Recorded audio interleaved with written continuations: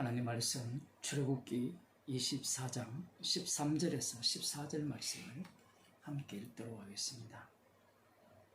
모세가 그 종자 여호수아와 함께 일어나 하나님의 산으로 올라가며 장로들에게 이르되 너희는 여기서 우리가 너희에게로 돌아오기까지 기다리라.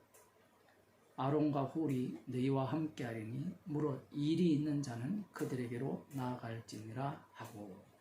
아멘. 여호와께서 모세에게 명하셔서 산으로 올라오라고 하셨습니다. 모세를 통해 이스라엘 백성들을 가르치기 위해서 율법과 계명을 친히 기록한 돌판을 모세에게 줄 것이라고 이렇게 말씀을 하셨죠. 이 말씀은 모세도 들었을 것이고 이 말씀을 듣고 올라가는 모세가 장로들에게도 분명히 전달했다라고도 볼 수 있습니다. 그래서 오늘 본문을 보게 되면 장로들에게 이렇게 말을 하죠. 여기서 우리가 너희에게로 돌아오기까지 기다리라. 무슨 할 말이 있으면 아론과 훌이 있으니까 그들에게로 가서 말을 하라. 문제를 이렇게 해결하라. 이렇게 지시를 하죠. 이 말을 들은 장로들이나 이스라엘 백성들은 모세의 말을 쉽게 생각했을 겁니다.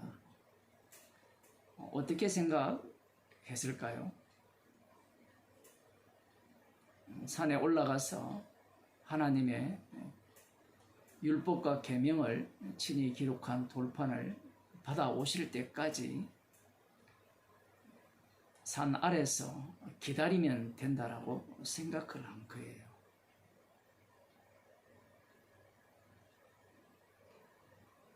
그러면 기다리면 되지. 기다리는 게 무엇이 어렵냐. 이렇게 생각을 할 수 있지만 사람들은 이런 생각을 합니다. 이런 질문을 하죠.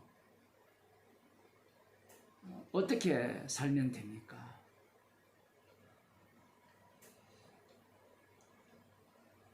복음을 알면 어떻게 살아야 됩니까? 지금 산 아래서 기다리라 이 말을 했고 할 말이 있으면 아론과 훌이 있으니까 그들에게 가서 하면 된다라고 이렇게 말을 들은 장로들이나 이스라엘 백성들은 모세를 기다리면서 무엇을 하겠습니까? 사람이라는 것은요, 기다린다는 말을 하지만요, 기다릴 동안 무엇을 하게 되어 있어요.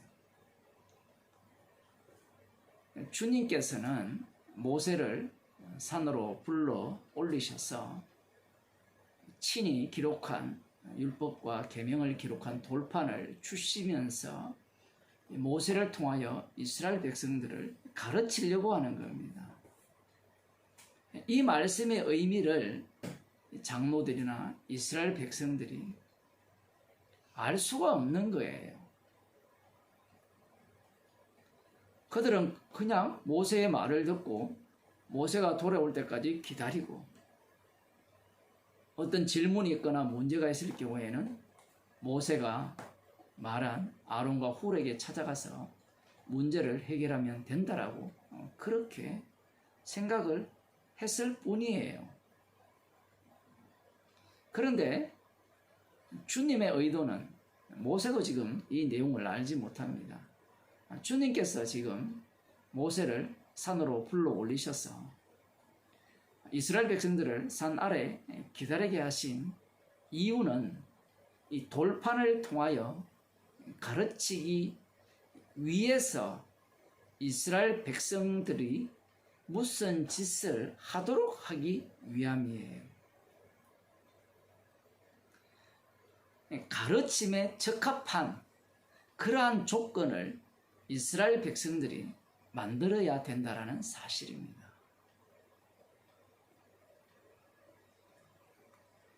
그러면 이스라엘 백성들이 이 산 아래서 모세를 기다릴 동안 무엇을 하는가?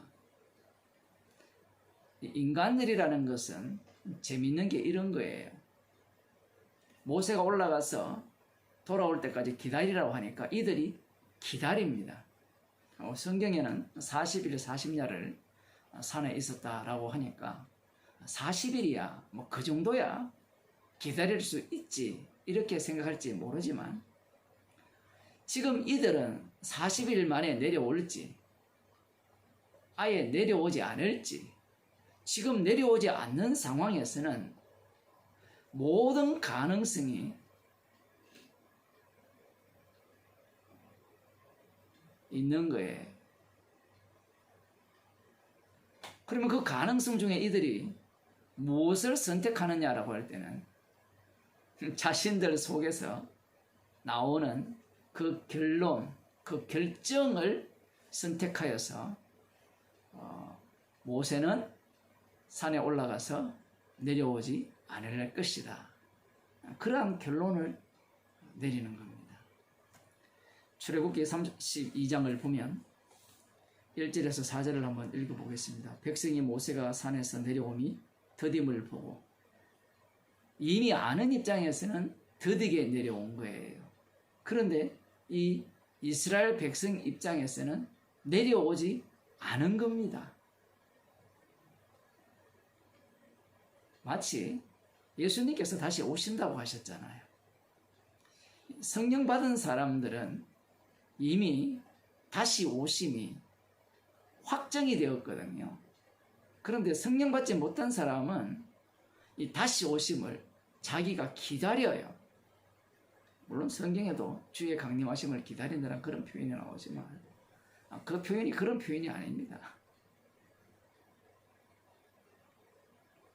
기다리다 보니까 오지 아니하니까 그럼 언제쯤 올 거냐?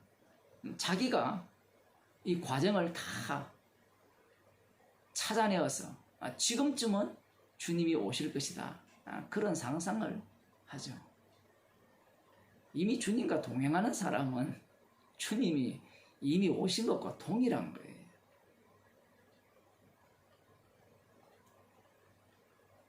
문제는 지금 이들은 구약 백성이잖아요. 아는 입장에서는 드디게 내려왔다라고 말을 할 수 있지만 기다리는 입장에서는 내려오지 않는 겁니다. 그들이 모여서 아론에게 말하죠. 모세가 내가 없을 동안 할 말이 있으면 아론과 홀이 있으니까 그들에게 말하라 이렇게 이야기를 하니까 재밌는 것은 모세가 없는 동안 이들이 아론에게 말한 내용이 여기에 나옵니다. 가로되 일어나라 우리를 인도할 신을 우리를 위하여 만들라. 이 모세 곧 우리를 애굽 땅에서 인도하여 낸 사람은 어찌 되었는지 알지 못합니다. 모세가 있을 때도 이들의 신앙은 동일합니다. 어떤 신앙을 갖고 있느냐라고 할 때는 우상숭배예요. 사도행전 7장에도 나왔듯이 이스라엘 백성들이 출애굽한 이후에 처음부터 끝까지 우상숭배를 한 자들입니다. 이 황금 송아지가 그냥 뚝딱 나온 것이 아니라 인도함을 받으면서 그들의 머릿속에는 그들이 믿는 여호와를 상상하고 있었던 거예요. 달리 말하면 여호와의 이름이라는 것이 자신들이 만든 이름으로 둔갑된 거예요. 아론이 그들에게 이르되 너희 아내와 자녀의 귀에 그 금고리를 빼어 내게로 가져오라. 모든 백성이 그 귀에서 금고리를 빼어 아론에게로 가져오매. 정말 재밌죠? 이 뒤에 율법에서 보면 이 귀고리라는 것은 종이 되겠다는 건데 자기들 스스로가 여호와 하나님의 종이 되겠다는 거예요.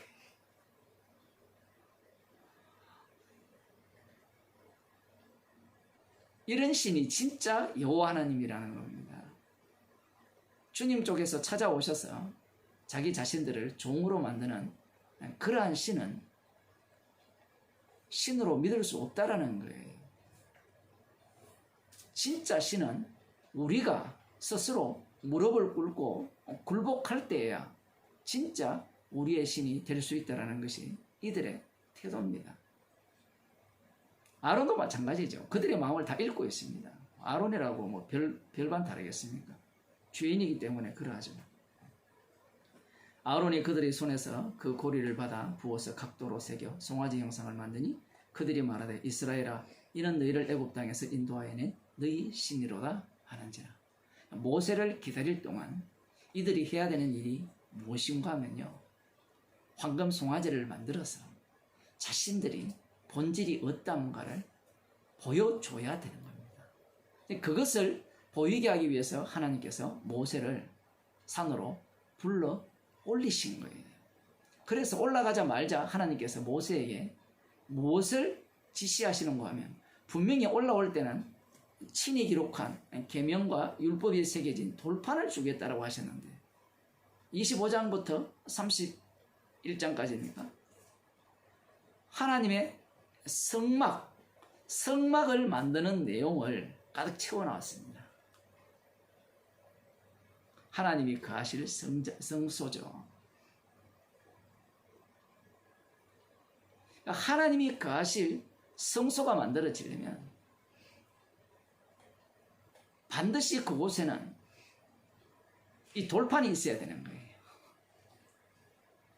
가르치는 돌판.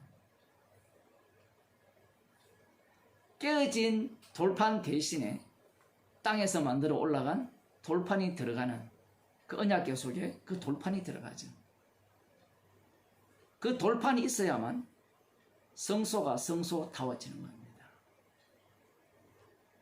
주님의 용서하시는 그 피를 증거하기 위한 그 죄의 증거물이 만들어져야 되는 거예요. 모세를 기다릴 동안 이들이 해야 되는 것은 딱 한 가지예요. 우상을 만들라고 요청해야 됩니다. 그 만들라고 요청한다는 것은 자기 자신들이 바로 우상이라는 것을 노골적으로 드러내야 돼요. 이러한 자들이 바로 하나님의 주님의 긍휼을 입은 자의 모습이며 여호와의 이름을 제대로 증거하는 자의 모습입니다. 오늘날 목사들이나 교인들이 이 말씀을 보면서 어떤 태도를 취합니까? 모세가 올라갔을 때 어떻게 해야 된다고 해요? 더욱더 기도를 열심히 하고 우상 숭배하지 않도록 우리가 깨어서 우리 자신을 우상에게서 멀리하면서 지켜야 된다. 그렇게 가르치죠. 그렇게 가르치는 이유는 그들 속에 악마가 들어있기 때문에 그래요. 마귀가 노리는 바는요, 예수님의 죽으심을 헛되게 하는 겁니다. 예수님의 죽으심을 헛되게 하는 방법은 성경 말씀을 교훈으로 보게 하는 방법이죠.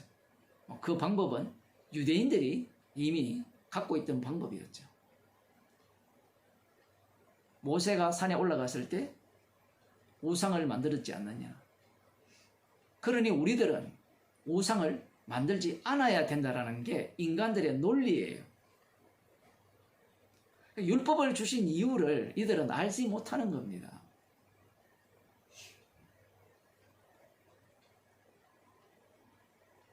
오늘 이 본문 말씀은 이런 거예요. 우상을 만들어서 경배하라는 거예요.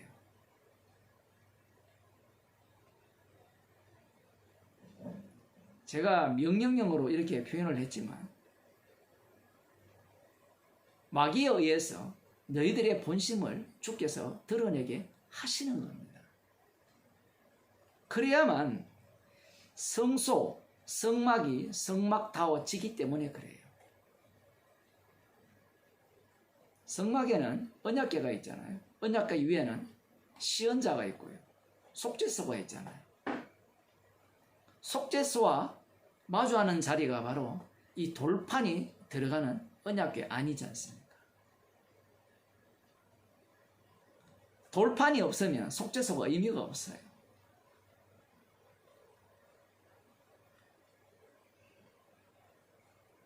속죄소를 위한 돌판이어야 하는 겁니다. 이 돌판을 만들려면 인간들은 우상숭배를 해야 되죠. 오늘날 교회 목사가 여러분 우리는 우상숭배를 해야 됩니다 라고 설교를 하면 교회에서 쫓겨나겠죠. 우리는 우상숭배하면 안 됩니다 라고 하면서 목사들이 무엇을 이야기합니까? 십자가도 전하고 주님을 경외하자라고 이야기를 하잖아요. 이게 말이 안 되는 이야기잖아요.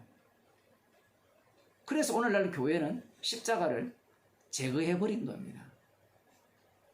그래서 교회는 하나님을 전하고 교회를 증거하는 겁니다. 십자가를 전파한다는 것은 우리 모두가 각자가 우상 숭배자라는 겁니다. 탐심이 우상 숭배라 했잖아요. 우리가 평소 살아가는 모습이 우상의 모습으로 살아가는 거예요. 문제는 인간들은 우상 숭배 안 하려고 하는 게 문제예요. 제가 주님의 증인으로 살아야 된다라는 이런 표현을 하니까 이 말조차 오해하여서 증인으로 살게 해달라고 기도하는 가운데 살려고 하는 거예요. 나름대로 증인의 모습을 꿈꾸고 있는 겁니다. 이미 그러한 기도가 나온다는 것은 자기 자신이 우상 숭배자로 살려지고 있는 것이고 그 속에서 십자가와 만나고 있다라는 겁니다. 내가 예상하고 기대하는 바대로 주님께서 우리의 구원을 이끄시는 게 아니에요. 이스라엘 백성들을 인도하시는 방식은 여호와의 이름을 위한 인도입니다.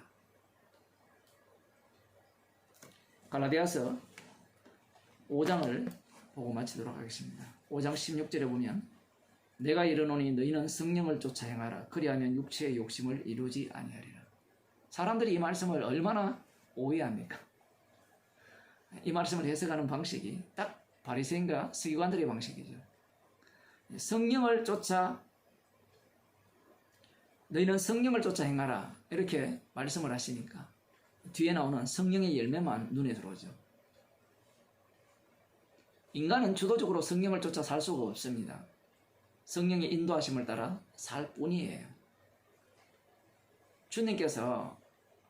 주께서 친히 일하신다는 것을 말씀하시기 위해서 이렇게 표현을 하시는 것인데 성령을 쫓아 살게 되면 십자가를 자랑하게 되어 있습니다.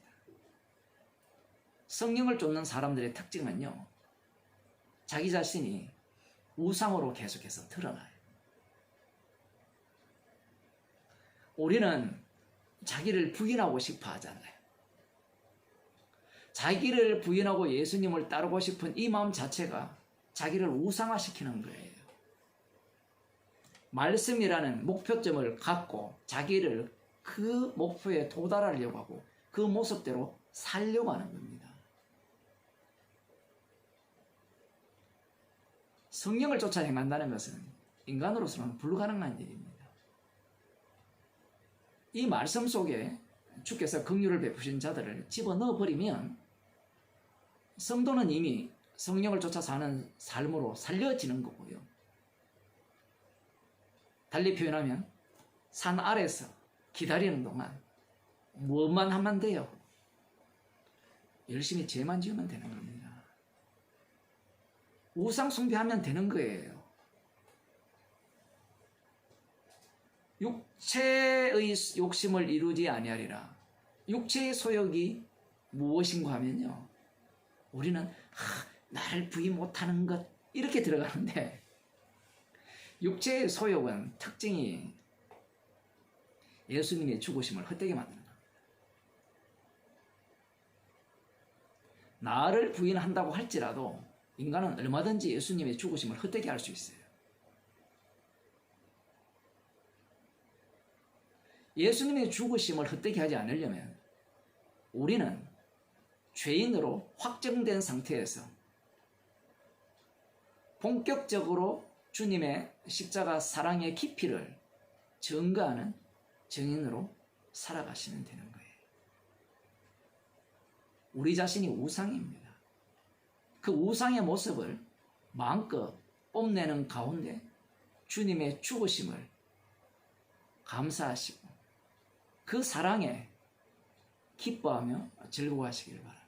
기도하시겠습니다. 하나님 아버지, 악마가 만들어준 선악 구조에 휘둘려 사는 인생이 아니라 성령의 인도하심을 따라서 성령을 쫓아 살아가는 주의 백성이 되게 하셔서 날마다 우리 자신이 우상 숭배자이며 나를 숭배하는 죄인임을 알게 하시고 주님께서 주님의 피로 이루신 그 사랑의 깊이에 감사하며 기뻐하며 그 속에 살아감을 즐거워하는 주의 백성이 되게 하여 주옵소서. 예수님 이름으로 기도드리옵나이다. 아멘.